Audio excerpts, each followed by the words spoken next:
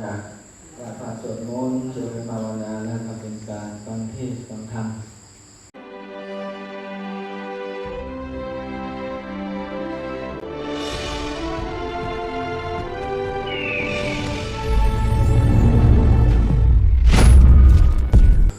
เอาไปตั้งใจตั้งใจฟังธรรมนะ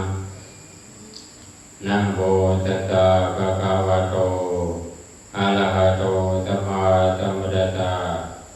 นะโมตัสสะภะคะวะโตอะระหะโตสัมมาสัมพุทธัสสะนะโมตัสสะภะคะวะโตอะระหะโตสัมมาสัมพุทธัสสะขอความน้อมแด่จงพระผู้มีพระภาคเจ้าพระองค์นั้นและพระธรรมและพระสงฆ์ผู้เป็นที่พึ่งของเราทั้งหลายและขอน้อมแด่พ่อแม่ครูบาอาจารย์และสามเณรแม่ขาวผู้สนใจในฟังธรรมเข้าไปจงใจฟังธรรมด้วยความเคารพคนนกระไดน้ำนี่มีบุพบาลีว่านะนาคาสามานะเนสานันติคาเดหิบันติตังอิสัตติคาราบันติตาญาเจติเวอาลัมมีกังนะจะมาเว้าเกี่ยวกับธรรมะข้อนี้นะเป็นว่านาคาสามานาเดนะนันติอาเรหิบันติตังแปลว่าคนหาวเมื่อยังบ่เว้าถึงบ่เว้าก็บ่มีใครฮู้ว่าหาวโง่หรือหาวฉลาดแปลว่าอันหาวบ่ได้เว้าหยังบ่จ้องว่าโอ้เจ้านี่ก็โง่แท้บ่ตอบจักคือเนาะโอ้เจ้าคือหันหาอวดว่าโอ้คนนี้ฉลาดก็ว่าเราบ่ดีเนาะเอาบ่ได้อวดเอาก็บ่มีใครน้องว่าจะโง่จะฉลาดโอเพียงแต่ว่าเฮามีสติระมัดระวังคำเว้าเนาะถ้ามันระวังคำเว้าคำว่าคำจาเพื่อเป็นประโยชน์แก่ตัวเองเป็นว่าคันบ่เว้าเลยก็บ่ได้คือกันก็เพิ่นเว้านำแล้วบ่เว้านำแล้วสิคิดคุยยิ้มแนวจองงานบ่เว้านำโอ้บุญยินบ่ว่าเมื่อน้อยใจอีกว่าอันนี้เป็นว่าหัวข้อที่หนึ่งเนาะหัวที่ข้อที่สองเป็นว่านิสติคาราบันติตาแปลว่าคนดียอมบ่เป็นโทษคนอื่นคนดีเฮาจะบ่โทษคนอื่นเนาะโทษคนนั้นโทษคนนี้เนาะเอาไปจะมาว่าจะกับเอาอุปมามีงานรังนึงเนาะมีงานเฮางานใครก็แล้วแต่เนาะเอาได้กระเจไว้เนาะยันโจรลักยันโจรขโมยแต่ว่าเวลาเขาจะเข้างานก็เอาลูกกระเจมาขายในข่าวเนาะลูกกระเจขายเราได้กับบางเพื่อเอาลืมลูกกระเจโอ้ลูกกระเจอะไรใส่มันเกิดอย่างขึ้นควันในข่าวเกิดความโกรธขึ้นนะว่าเอาลืมกระเจเอาไว้ใส่เนาะกระเจแบบนี้บางเพื่อกับโทษคนอื่นมาคนอื่นเอาไปมันจะกระโทษตัวเองอีกต่อมาคันนี้กระเจแล้วแบบนี้มาขายเลยมันคือการเนาะกระเจเนาะเอามาขายเป็นขายเนาะใดกับพอถือเอามันเกิดโมโหยิ่งเป็นเกิดความโกรธปันใดจะได้เนาะนะโทษใจฮ้อนเด้อนี่ใจฮ้อนเจ้าไข่ค่อยไข่เจ้าเปลี่ยนกันไข่เอาไปเอามาโทษกันไปโทษกันมาบัดนี้เนาะของขึ้นอายเนาะโทษกันไปโทษกันมาเอาไปเอามาก็ได้อาวุธเรื่องน้อยกลายเป็นเรื่องใหญ่ไปเลยเกิดความโมโหอายเนาะแต่ว่าไข่เพื่ออย่างครูบาจะมาเว้าทีหลังเด้อตามมาเอากระเจไปเชื่อมเลยคนเอาเรามานำกันน้องมา3 คน ไปดิ้นนำกันแล้วว่าผู้นึงมาเงินก้อนมาแล้วรีบเอากระถางรีบเอากระเจนำมู่มานำรีบเอากระเจนำลูกนำกู้มานำรีบกระเจนำเขาแล้วนางทามันจะเกิดบรรดาปัจจัยจะมาเนาะปัจจัยจะมาเนาะมาไก่จูนจะเขาเงินดินได้กินน้ำจะกินยังนอนอยู่เนาะเอาแล้วเกิดขึ้นความมุ่งง่ายเกิดขึ้นความโกรธเกิดขึ้น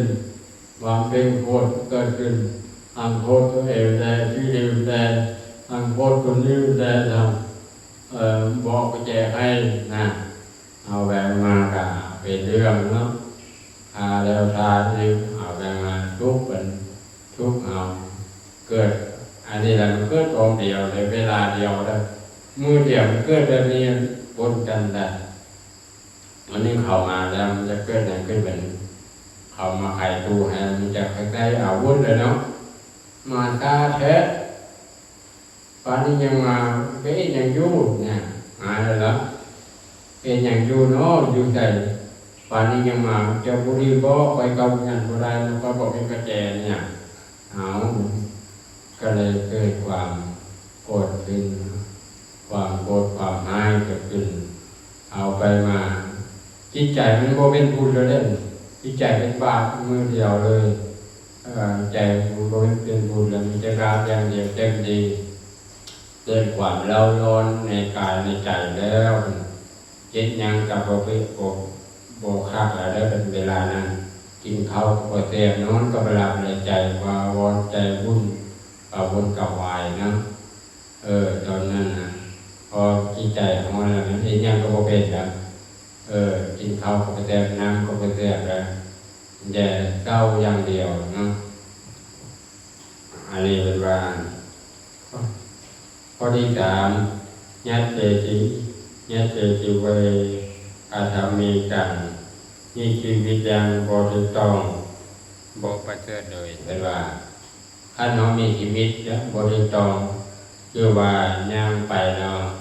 บางเพื่อเอาย่างไปบางเอาผู้ทางเนาะคือพระอาจารย์เป็นเราบาแล้วนึกมาแล้วอดกรรมอะไรบาก็เคยเป็น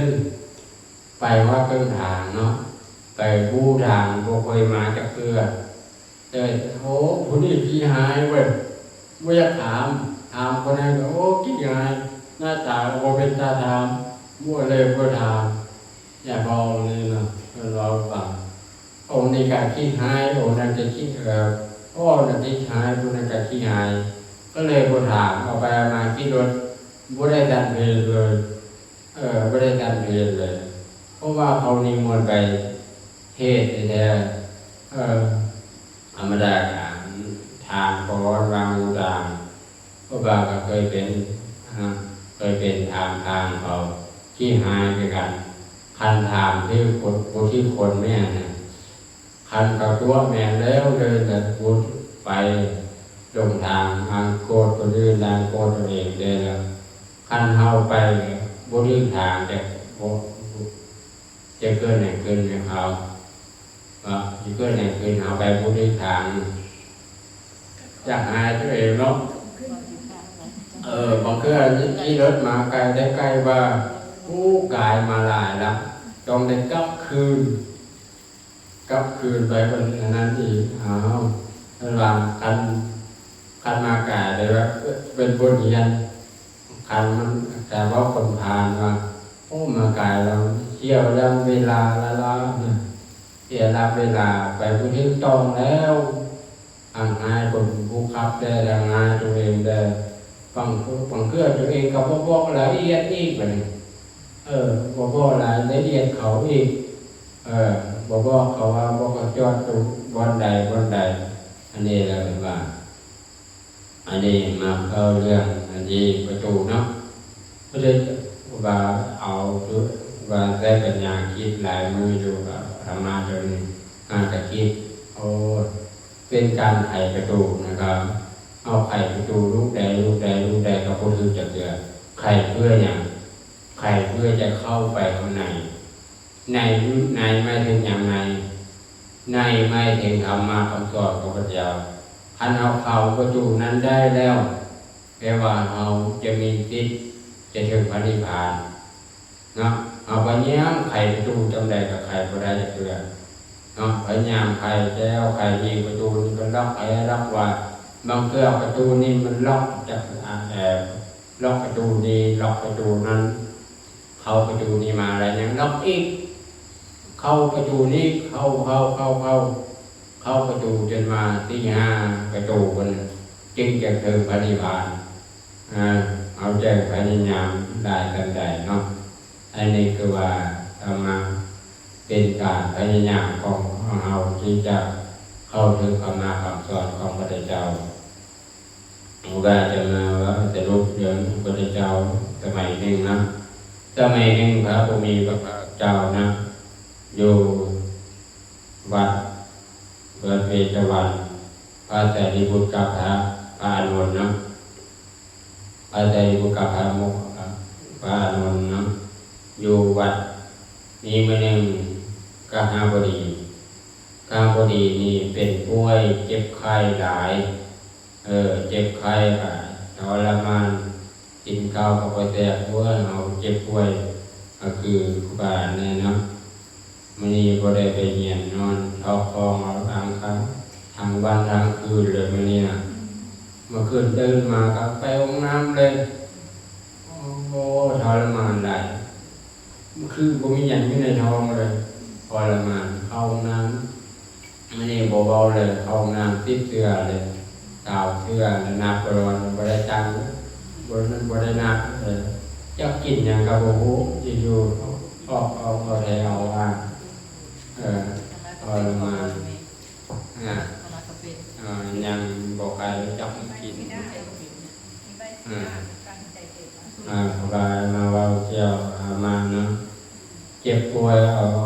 ทรมานหลายมันเจ็บตามพอดีก็เลยบุรุษคนหนึ่งมาบุรุษจะมานี่ดูบุรุษกันก็มาเฝ้ามาเท่าตามพอดีก็เลยถามบุรุษจะไปเข้าพระสารีบุตรในปานอยแดปานอยเจ็บป่วยหลายไปผู้ใด